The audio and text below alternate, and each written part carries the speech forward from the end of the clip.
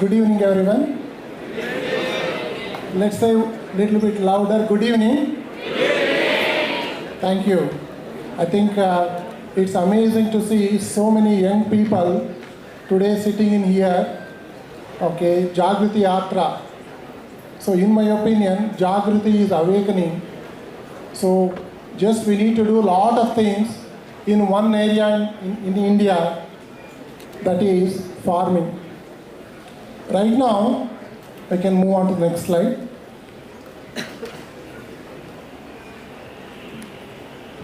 What we are doing from last 13 years is a story where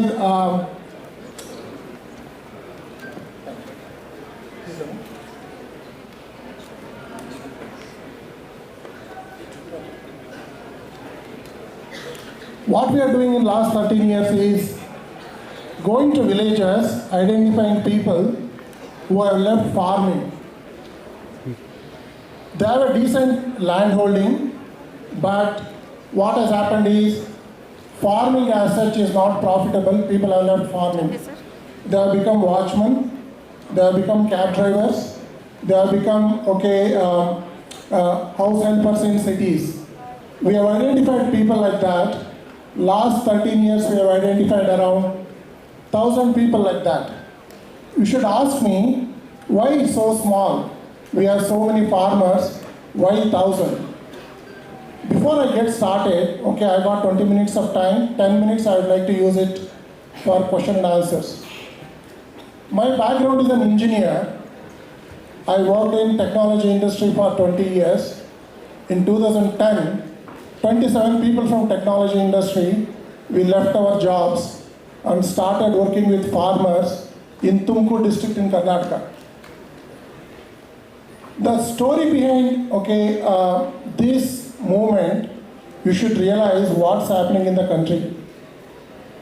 You can ask me why I became an engineer. I was son of a farmer. Why I should become an engineer? In India today, nobody wants to become a farmer. My father's dream was very simple. The day I was born, in fact, he literally told, my only job is physics, chemistry, mathematics and biology, 100 out of 100. You should get out of farming. That's exactly what he told me day one. I think he kept on telling till I became an engineer. That is the status of Indian farming today. If we don't change it, there will be no farmers left. Akshay Kalpa is one such story of going very, very deep into the farming, trying to change the farming ecosystem. We operate out of a place called Tiptur. It's around 150 kilometers from Bangalore, northwest of Bangalore.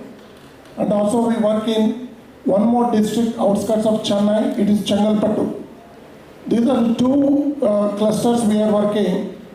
We work in villages. We only work with one farmer in a village. We don't take more than a farmer in a village. You can ask me why. What we are trying to do is, we are trying to make farming enterprising. We want to make farming role model. Today, there is no role modeling in the farming. That's what we have done. As I take through this journey in next 15 minutes, this is a photo of, what's happening in the farming ecosystem today. You will be surprised to know, last 40 years, we have destroyed 2/3 of arable land. It's gone in the world. In 60 to 100 years of time, there will be no land left for farming. This is a matter of the fact. This is the data published by FAO. It is not a data cooked up. Second thing is, today there is a lot of talk on climate. One of the biggest carbon sequestration is very simple. Carbon in the air needs to go back to the soil. How do you sequester that? What is that machine which can do that? The biggest machine it can do it is farming. So this is today, we talk a lot of things on carbon sequestering, but honestly, not much work is happening on the farming side to change okay, what the practices right now are.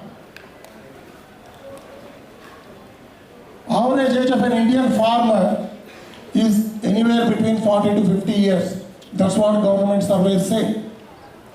No youngster is taking up farming, that is a fact. The question is, how do we change it? Is it possible to change it in first place? If at all it is possible, how do we change it? Only way, in my opinion, last 13 years of work is to getting youngsters back into farming, is showing that farming actually can give a very good livelihood. Livelihood which can turn into a wealth creation opportunity for youngsters. What we have done, this is a very sad story of, this is the population which is there in the farming today. If at all, any one of you drinking milk today, these are the people who supply milk to you. We like it or not. This is the sad state of Indian agriculture. What we did, okay, when we started in 2010, we selected an area which is well known for copra, coconut, which is Tiptur belt, one of the sweet copra belts of India.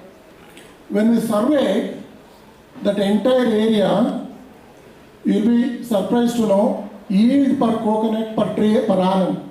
We calculated, it was 55 nuts per tree per annum. Every year, coconut tree was giving 55 nuts. That's what government surveys told. That's what our surveys also told. We were very, very curious what it was 100 years back, maybe 120 years back. Surprisingly, in Tiptur belt, 1903 and 1905, two British day surveys pegged coconut yield at 185 nuts per tree per annum at an average. So what happened? In 120 years, what happened? 185 nuts yielding tree, how it became 55 nuts yielding tree? We saw farming to be a mechanism to make money. We used coconut tree to mine the nutrients out of the soil. We sold coconut, we sold coil pit, we sold leaf fronds, we economized everything, but we never looked at the soil. That's the root cause of the problem, okay, associated with farming today. Very, very surprising data, okay. There was a sustainability angle, okay, which came in. I think at least for next generation, maybe 50 years or so, we should ensure that we need to get back we need to undo a lot of things what we have already done. It's an idea, okay, is it possible, okay, to encourage young people going back to farming, take up farming and get back what we have lost. We will not be able to sustain farming with current generation. Right now, 50 to 60 years of age group is what farming is being done. We need to change this at an alarming phase. These are some of the experiments we started, okay, way back in 2010, where we wanted to grow intensified cropping without using external inputs. This is a rice bed experiment. Okay, this started in Chengalpattu cluster in Chennai. So the land what you saw was a barren piece of land, coconut trees here and there. But over a period of time, okay, we learned, okay, how to restore the soil back before getting no farmers what to do. Amazing what harvesting structures we built. Only rainwater can save. No amount of tube wells, no amount of canal irrigation, no amount of whatever you do on irrigation will solve our problems. We need to learn to harvest rain, store it. So this is one of the farm ponds in the same farm what we have built. Okay, you can see the canals in the between. The overflowing canals actually would go to the farm pond and build this entire water harvesting ecosystem.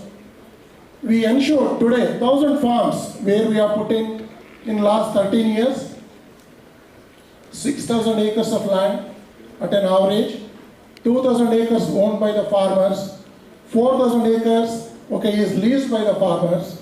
Okay, we are putting the exact replica of water harvesting, tree integration, trenching, bunding, okay, animal integration. Lot of work on the feed and fodder what we have done. Very simple transformative exercises. Lot of things which we actually forget. We keep planting trees. The biggest carbon sequestering crop. Can you guess what is the biggest carbon sequestering crop? Yes. We have forgotten the biggest carbon sequestering crop is a grass. As a grass, humans we can't digest. But cows can digest. Can convert a grass, it's a cellulose, into fat and protein which we can take in and survive. So we have destroyed our grasslands. Grasslands in India they are gone. Grasslands in Africa, we are hell-bent on destroying them. We need to restore the grasslands. What we have done in between coconut trees, we started integrating grasses. We didn't take an additional land to do grasses. We used grasses as an intercropping in coconut trees, and we started changing the coconut ecosystem. Some of the results I will share with you. The lands we started trenching and bunding and integrating multi-crops. We integrated banana, we integrated coconuts, we integrated greens, vegetables. We integrated papayas, we integrated mangoes. Last 13 years, amazing biodiversity we have created in these farms. Today, all these 1,000 farmers today whom we work with, they have got 6 revenue streams. Revenues coming daily basis, that is milk. Revenues coming monthly basis. Revenues coming from quarterly basis. Revenues coming from 6 monthly basis. Revenue coming on yearly basis. This exactly we have diversified. We increased our biodiversity in the farms. Where banana is seen as a monoculture, you can see in the previous slide, we have integrated bananas next to a trench and a bund. So where water harvesting, all the waste in the farm can be dumped in there, it became a natural manure. No need to get external inputs into ecosystem. We grow amazing coconuts. Right now, most of the consumers in Bangalore do get this, supporting these farmers. We integrated beautiful and small backyard poultries. They are not commercial poultries. Each farm, when we started making manure, we started realizing that cow dung doesn't have much nitrogen. Now where do we get the nitrogen from? We started integrating backyard poultries. Backyard poultry poop actually is amazing in nitrogen. This also gave amazing nutrition to all of us, to the farmer himself.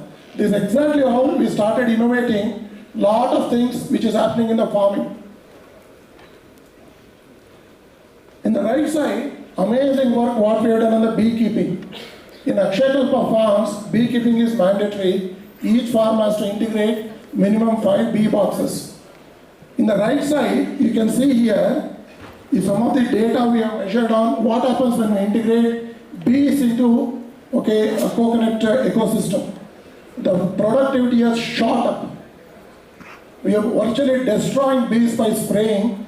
When you remove the spray, productivity actually gets shot up. You can see here, which was producing around 17,000 nuts in a farm.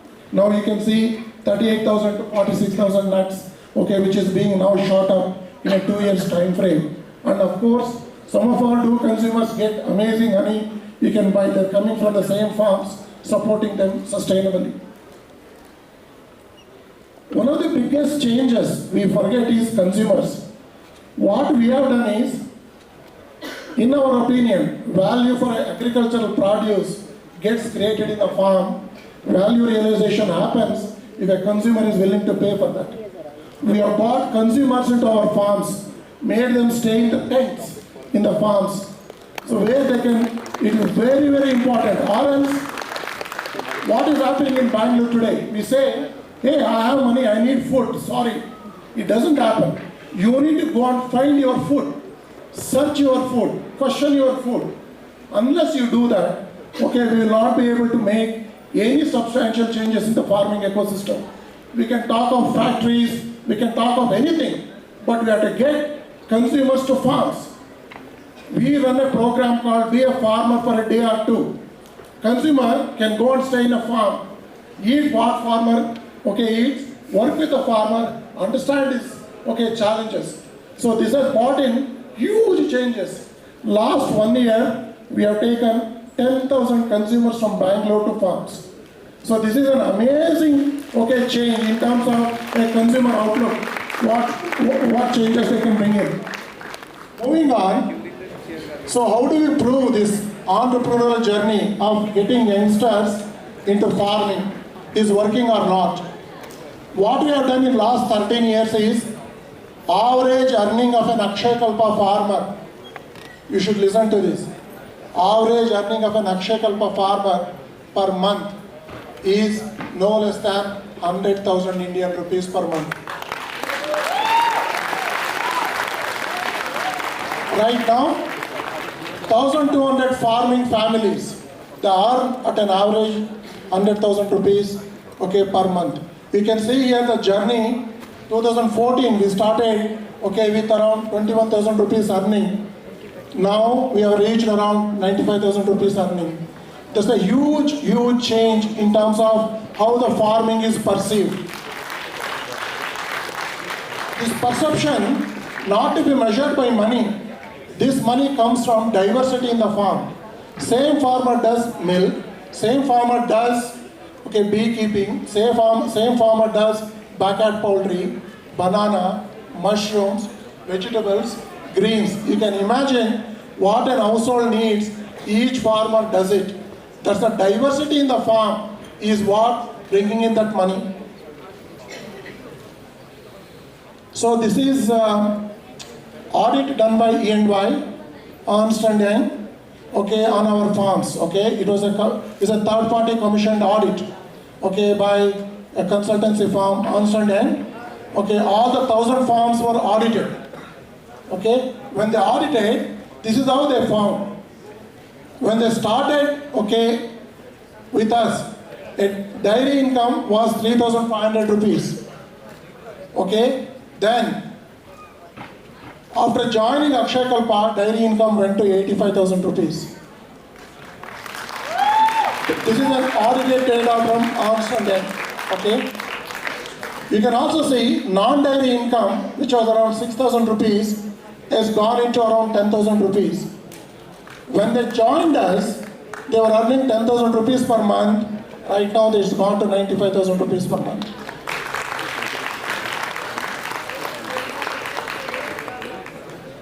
Also, I want you to look at this slide quite. I don't know how many can read these numbers quite well. This is only damning data. The data says a dairy cow in India, government data, produces around 1,400 kgs of milk in a lactation. Lactation is 305 days after she gives birth to a calf, she gives 1,500 kgs of milk. And same in UK, that is around 8,000 kgs. In US, it's around 12,000 kgs. In Israel, it's around 12,000 kgs. In Akshay Kalpa, we do around 3,200 kgs. In 13 years, we have found a 1,400 average milk yield to around 3,200 average milk yield. But we far away from what is a possibility in farming. It's a huge possibility, but youngsters like you should try to take up farming and change it. It's very important. Youngsters getting into farming, it is very critical. Or else it won't move. It won't move. It will never ever move. Some of the things I would like to bring it in, some of the data, when we started the program in 2010, if you give 100 rupees, 100 farmers a loan, 50 people used to default. Means 50 people never gave back money. But right now, we have bought default rate less than 1%. So, lot of people think why farmers default. Farmers default not by design. Farmers default because they can't pay for it. It's very important. We need to really understand what is happening. 100% machine milk. Some of the data on the coconuts I shared. So this is the data. British Day surveys in 1903 and 1905. Peg coconut yield at 185 nuts per tree per annum. When we surveyed in 2010, it was 55 nuts. When we resurveyed in 2019, we had reached 81 nuts. This is a journey. If at all we need to restore that 185 nuts back in that coconut tree, we need to work next 100 years, putting our head down and change the farming the way we do it. We have killed farming. It's very, very important that we look at these numbers very, very closely and make some sense out of this. So Akshakalpa today is a certified organic journey. So we also deal with fair trade in terms of how do we take care of farmers. And we are located here. You can see the impact here. Some of the impact maps I wanted to show. So right now all the farms you can see next to, you can see the farms. These are the farms where we are set up. These are the farms next to Bangalore. We are spreading 5 districts, and this is the impact what has created. All the green dots are certified organic farms. Each farm earning 100,000 Indian rupees, every month. That is a change what we have brought in. Thank you, and I move on to questions. Increasing the income of the farmers, but just one question is around the quality of the changes that they have experienced in their lives. Income increase is one, but is there any other quality of life change that you would like to highlight? Yes. One thing we need to really understand, most of the farmers whom we are engaging, these are the people whom we took back from cities. They were cab drivers, they were watchmen. They had a decent land holding. That is a one fundamental quality change in terms of people going back to their roots. I think all of us should go back. That's what I believe, is a change what we have done. One part is income, but other people going back.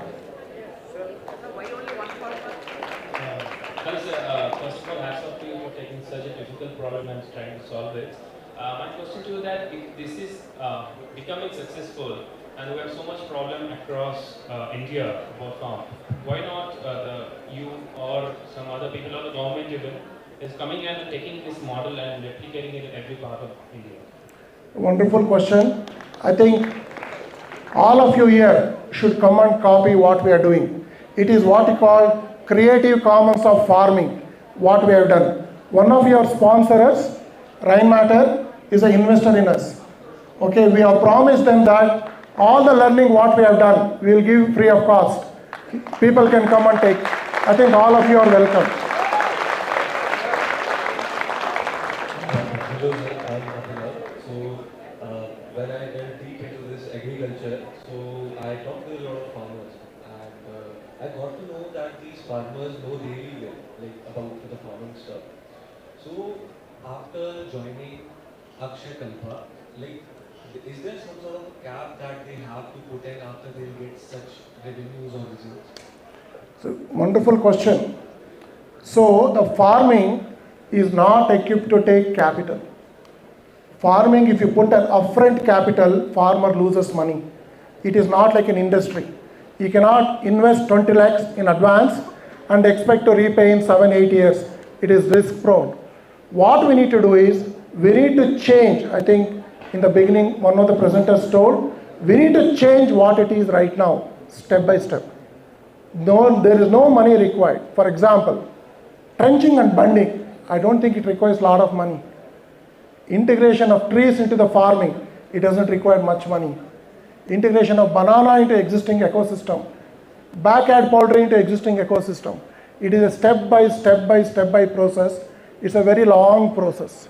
So my question to you is, money is irrelevant. We need a lot of extension, outreach programs to do this job. In India, outreach programs have failed. So we need to build a very good outreach program. So that will make this change happen. So therefore, capital won't solve this problem. honestly, what outreach programs will do. Thank you so much, sir. But I think everything is something which will create a growth for this process Yes. to happen in future. But you have a wonderful answer for that. Thank you so Thank much. you. Hello, sir. Sir, I am Behul Nagra. I am an ISC student. When you started your talk, we got to know that you belong from tech industry. And throughout your presentations, we didn't see any tech involvement in your agriculture. And as I was visiting the exhibition, so I see a lot of agri-tech startups. So what do you think? Is technology a nice to Yes. have or a must have? No, it is a must-have. Technology cannot change this. Technology will be an enabler. The data what you are seeing today, this we could make. We are the only company in India, we have tagged 14,000 animals and tracking through a herd management system.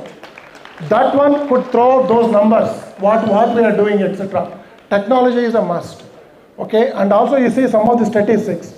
Machine milking. Okay, a lot of data collected by machines actually goes into the cloud. The testing data goes into the cloud. We can give a lot of data inputs to the farmers. But one thing we need to remember, farmer technology offtake at a farmer level is very difficult. What we need to do is, as extension agents, we need to absorb that, take it to the farming. So to your question, sir, technology is absolutely necessary as an enabler. Thank you.